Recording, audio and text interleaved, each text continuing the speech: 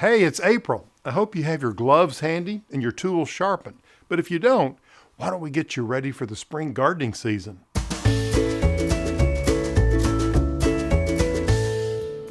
In this YouTube episode, I have 10 gardening tips that will put you in great stead for the spring season, including tips on transplanting seedlings into the garden, 4 ways to improve your garden soil, how to plant bare root perennials, and a couple of must-have health-boosting veggies.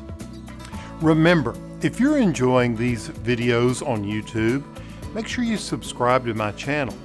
Also, ring the bell if you want notifications for the newest uploads.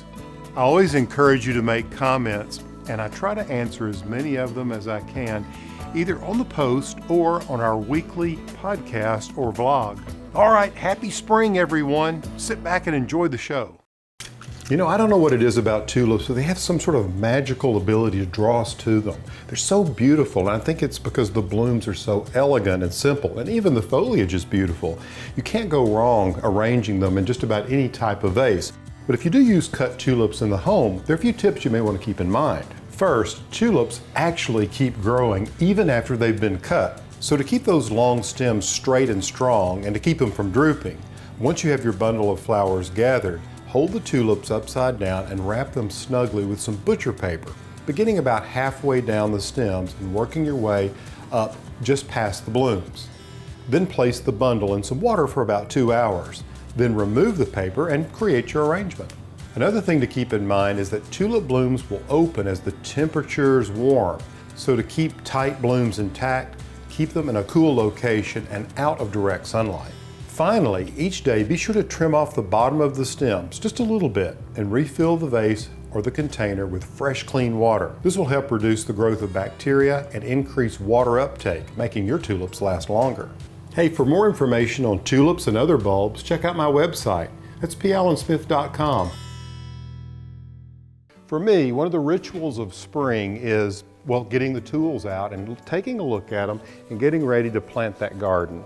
Now, I've never been very good about putting my tools away in the winter, but there's some care tips that you can follow that will actually make these tools last longer, make them more enjoyable to use. Now, one of the things you can do to sharpen tools is if you have a lawnmower blade that needs to be sharpened, you can take your lawnmower blade off and your tools and you can take them to a lawnmower repair shop. But one way to cut down on hand tool corrosion is to take a bucket like this and fill it with sand.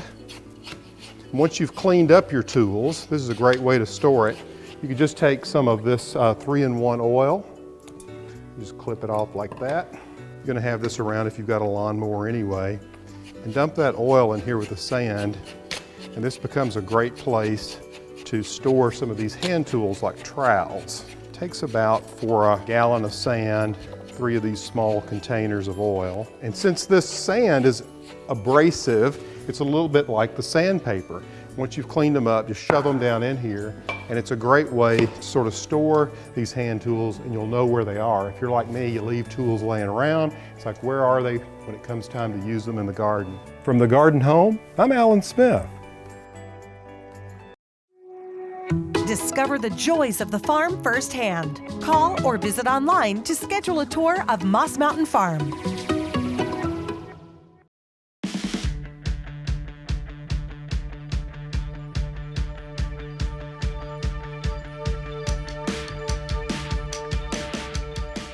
I'm very excited. It's time to get back into the garden now that it's warmed up after such a long, cold winter. We're taking these little seedlings and giving them a transition period from inside to out, and now it's time to get them in the garden. So let me give you a few tips. One of the first things to remember about transplanting seedlings into the garden is that you want to stop fertilizing about 10 days before and place them in an outdoor protected area. You see, you want to leave them out for about an hour to start, then gradually increase outdoor exposure each day until the plants can withstand full sun for an entire day. Just make sure they get plenty of water during this time. Now, once these seedlings have acclimated to full sun and cooler temperatures, it's time to go ahead and get them planted in the ground. The first thing I do is I work up the soil, make sure it's nice and loose. You can see I can hold it like this and it crumbles nicely in my hand. Then I just take the little plants. In this case, I created these biodegradable pots with newspaper. I just sort of peel that back because I don't want to create a wicking effect, and I bury the edges of it just like this, and just slightly press the soil and tamp it around the little plant. And there it is, nice and snug in the ground. Next, I'll give it a dose of water. Okay, its neighbor, this is broccoli, so I'm going to plant it about 10 to 12 inches apart. I'm going to do the same thing. I'm going to plant these in a straight row. See, I'm peeling back the newspaper. If you have a peat pot, you want to make sure that that peat pot doesn't have the edge sticking up, because the wind blowing over it will draw water out, and you don't want these little guys to go without moisture. I'll just follow along this row, and my spacing is wide enough for my garden hoe to get between the plants and take out any weeds, and also along the row are the sides of these plants. I'm saving some room for some annuals over here on this edge, but I've got plenty of room here for my garden hoe to take out those weeds, which, you know, are inevitable. Now, of course, mulching is another way to discourage those weeds. It can also help retain moisture in the soil, which is very important. And over time, as it decomposes, it can enrich the soil. I like to cover the bare soil with a 4 to 5 inch layer of mulch, such as wood chips, shredded leaves, can also be wheat straw or even newspaper. Just spread and level the mulch, leaving about an inch of space around the stems of the plants. Next, just keep them watered regularly and feed them, and you'll have vegetables before you know it. All right, come on, little guys, grow, grow, grow.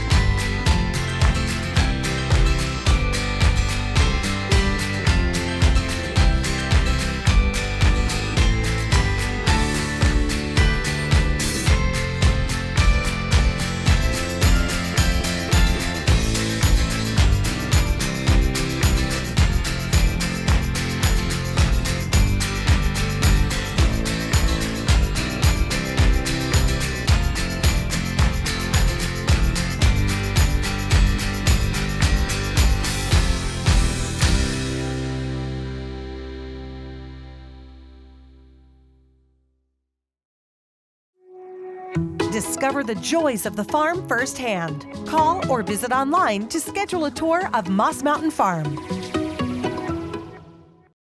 Soil is the foundation for every great garden, and there are 4 basic steps that you can take to improve yours. Step 1 involves testing your soil. Use a home soil kit. You'll want to check the soil's pH. You see, this test will help you determine whether your soil is slightly alkaline or slightly acidic, and this is important depending on the types of plants you want to grow. Then you want to test the texture of your soil by squeezing a handful of it. Good soil will neither stay in a clump nor fall through your fingers. It should just crumble. Step 2 requires that you correct the chemistry of your soil with organic amendments. For instance, if you decide that your soil is too acidic, you may want to add some wood ashes or lime to make it a little more alkaline. If it's too alkaline, you may want to make it a little more acidic by adding some aluminum sulfate. Now, step 3 is very simple. You just want to improve the texture of your soil by adding organic matter such as compost or humus. This can be in the form of rotted leaves, compost that you've made over the course of a year with your garden, etc. Now, step 4 involves boosting the nutrients in your soil. You can do that with fertilizer. Now, I'm all organic, so I use an organic fertilizer.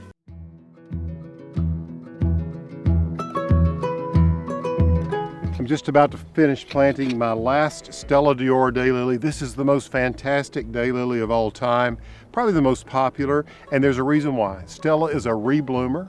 She grows to about this height. Easiest daylily you'll ever grow, and they come in bare root like this, and you can plant one in just seconds. I just dig a hole like this, spread out the roots, and these nice big clumps. Just pull the soil up around the base of them, and all of these fans will then emerge, and each one of them will have a scape, and at the end of that scape will have clusters of buds, and those will open to blooms. Hence the name Daylily, because one bloom will open each day. And Stella will bloom throughout the late spring, summer, and into the early fall. Okay, Stella, you grow.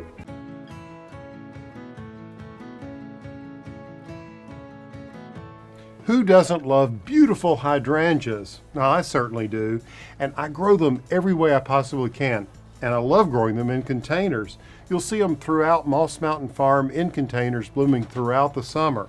Now, if you can't decide whether you want pink or blue hydrangeas, try some of ours. All you have to do is change the soil.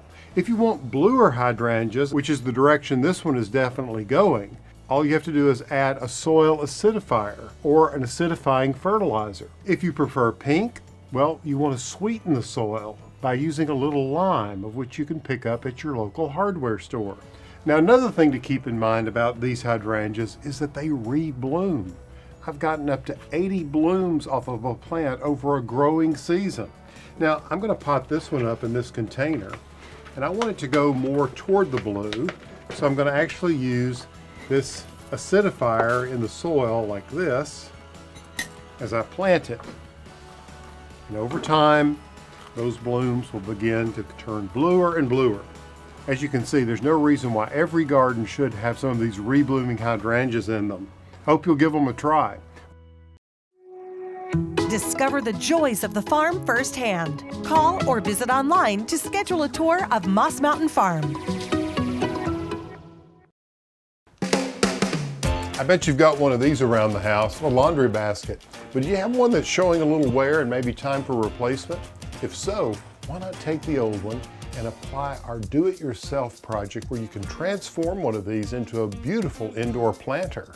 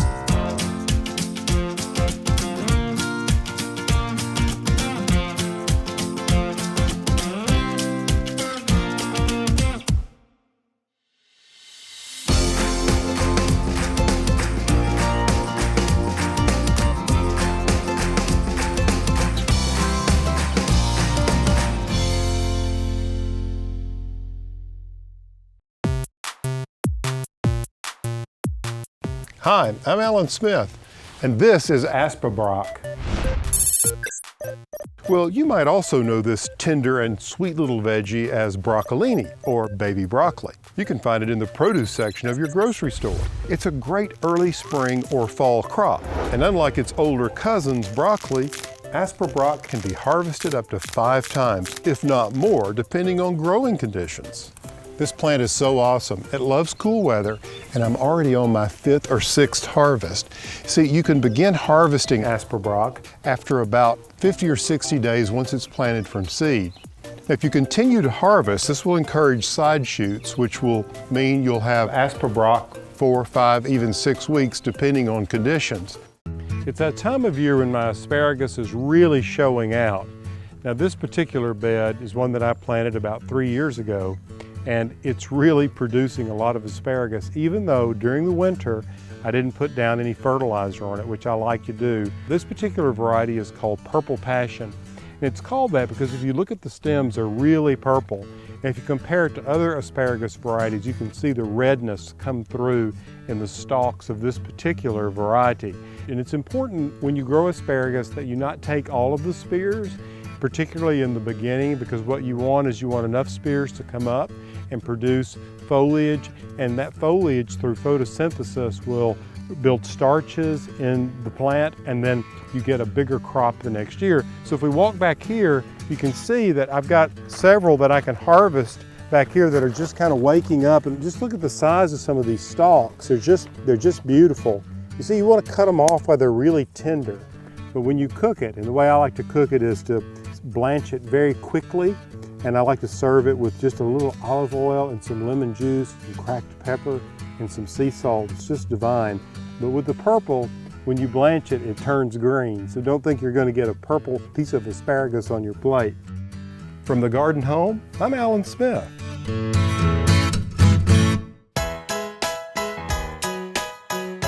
Hey, if you love this video, make sure you comment and subscribe below.